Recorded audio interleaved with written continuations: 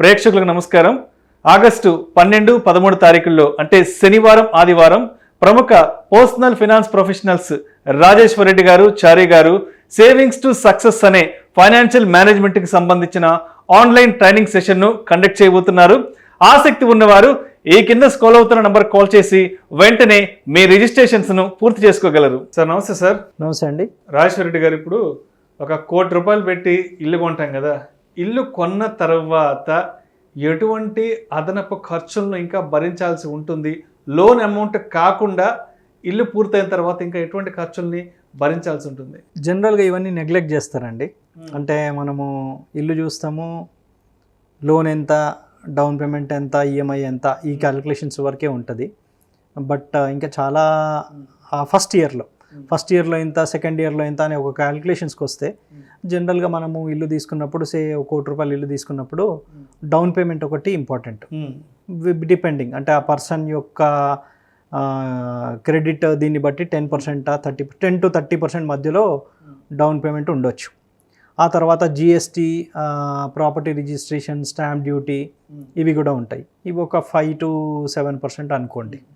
So జనరల్గా వీటినే ఎక్కువ మనము అబ్జర్వ్ చేస్తుంటాము.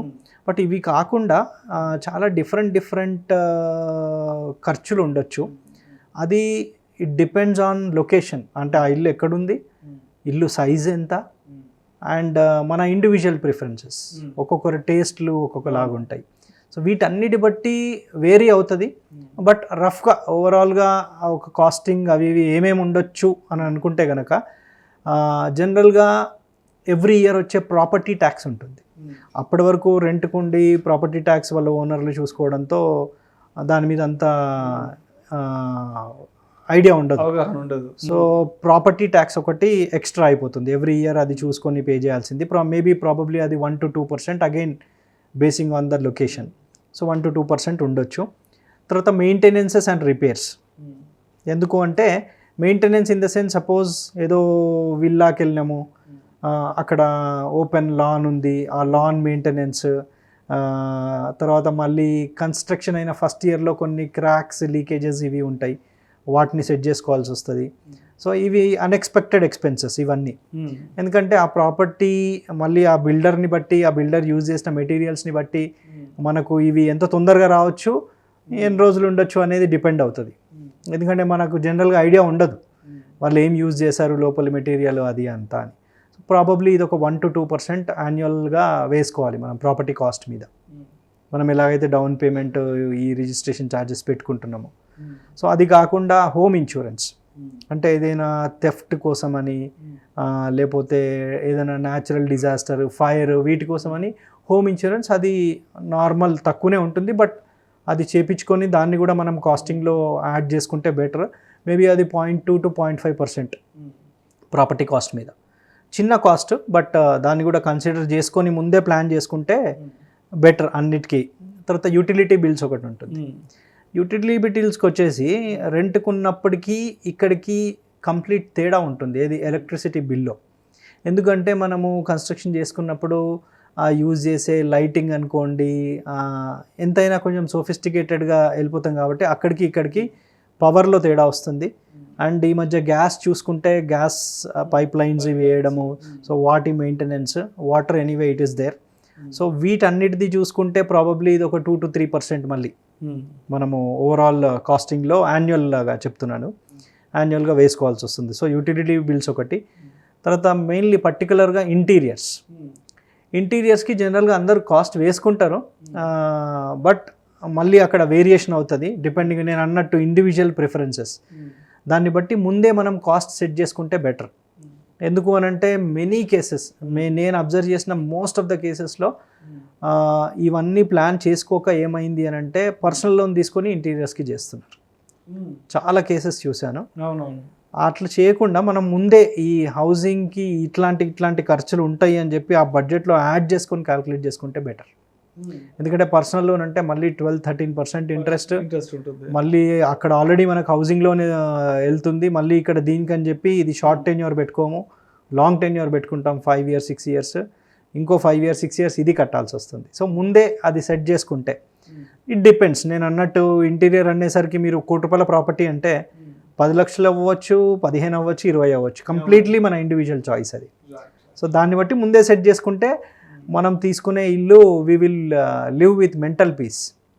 చేపియకుండా ఉండలేము, చేపిచ్చి కడుతూ బాధపడలేము. సో అందుకని ముందు ప్రిపేర్ అవ్వడం బెటర్. అండ్ ఇవి కాకుండా ఈ మధ్య కొత్తగా అడిషనల్ కాస్ట్లు ఏమొస్తున్నాయంటే ఈ మధ్య ఆటోమేషన్స్ స్టార్ట్ అయ్యాయి. అంటే మన మెయిన్ డోర్ దగ్గర వీడియో సెక్యూరిటీ సిస్టమ్ అనుకోండి, మెయిన్ డోర్ దగ్గర కెమెరాస్ అనుకోండి, ఇంకా మనకి విండోస్ ఓపెనింగ్కి, రెయిన్ పడకుండా ఉండడానికి మెనీ ఆటోమేషన్స్ అప్ కమ్. వాటన్నిటికి కూడా బాగానే ఖర్చు అవుతుంది. సో వాటిని కూడా ముందే మనము కాస్టింగ్ డిసైడ్ చేసుకుంటే బెటర్. అవి కాకుండా మనకు కొన్ని ఏరియాస్లో ఈ మన దోమల మెషెస్ మళ్ళీ అన్ని ఇవి యాడ్ అన్ని విండోస్కి ఎంట్రన్స్ డోర్ దగ్గర సపరేట్ ఉంటుంది. ఇవన్నీ తక్కువేం కాదండి, బాగానే అవుతాయి. కిచెన్లు ఇవన్నీ, మాడ్యులర్ కిచెన్ ఒకటి, మాడ్యులర్ కిచెన్ బిగ్ కాస్ట్. మళ్ళీ 4-5 లక్షలు అయింది మాడ్యులర్ కిచెన్, ఎవరు డిజైన్ చేయట్లేదు, పెద్ద పెద్ద ప్యాకేజ్ ఇప్పుడు. అవును. మళ్ళీ అందులో చిమ్నీ అని. సో ఇవన్నీ మనము తీసుకున్నాక పెడుతూ ఉంటే ఇవన్నీ బయటకు వస్తుంటాయి. సో ముందే ప్రిపేర్ చేసుకుంటే బెటర్. సో అది కాకుండా సొసైటీ అండ్ మెయింటెనెన్స్ ఛార్జెస్. ఇప్పుడు ఒక గేటెడ్ కమ్యూనిటీలో ఉన్నప్పుడు కామన్ స్విమ్మింగ్ పూల్ అని, కామన్ జిమ్ అని, కామన్ క్లబ్ హౌస్ అని, వీటన్నిటికీ మళ్ళీ అది సపరేట్ ఛార్జెస్. మనం ఏంటంటే రెంట్ నుంచి అక్కడికి మూవ్ అవుతాం, కానీ కొన్ని చోట్ల అయితే ఆల్మోస్ట్ రెంట్ మళ్ళీ ఇక్కడ పే చేస్తున్నట్టే. ఇవన్నీ అట్లాంటి కేసెస్ కూడా ఉన్నాయి. కొన్నిట్లో రెంట్లో సగం పడుతుంది, depends upon that society. And ఇంకొకటి మెయిన్ ఏంటి అని అంటే మన ఫర్నిచర్ జనరల్గా 99% కేసెస్లో పాతది యూజ్ చేయరు. కొత్త ఇంట్లోకి వెళ్ళినప్పుడు అంత కొత్త ఫర్నిచరే ఉంటుంది.